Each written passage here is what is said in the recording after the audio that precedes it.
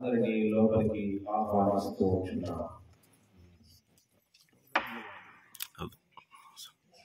తండ్రి, కుమార, పరిశుద్ధాత్మ యొక్క నామములో ఈ మందిరంను ఓపెన్ చేస్తాం. వెళ్ళండి, మీరు వెళ్ళండి బాబు.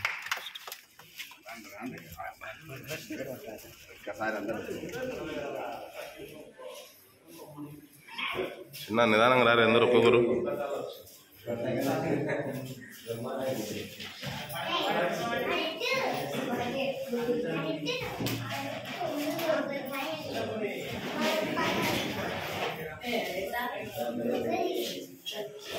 రావాలి, అందరు లోపలికి రండి మా.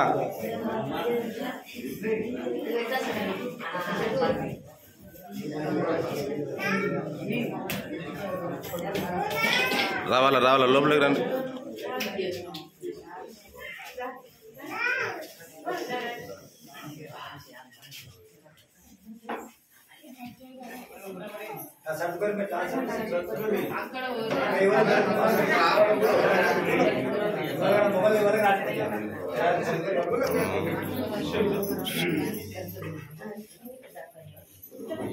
పరిశుద్ధ గ్రంథం నుండి మత్తయి సువార్త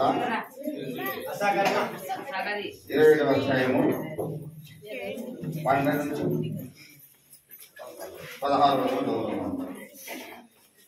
మత్తయి సువార్త 27వ అధ్యాయము 12 నుంచి 16 వరకు. యేసు దేవాలయంలో ప్రవేశించి క్రయ విక్రయం చేయవారినందరినీ వెళ్ళగొచ్చి రూకలు మార్చువారి బలలు గోలము వారి పీఠమును పడద్రోసి నా మందిరము ప్రార్థన మందిరం అనబడును అని వ్రాయబడి ఉన్నది. అయితే మీరు దానిని దొంగల గుహగా చేసేటి వారని గుడ్డివారును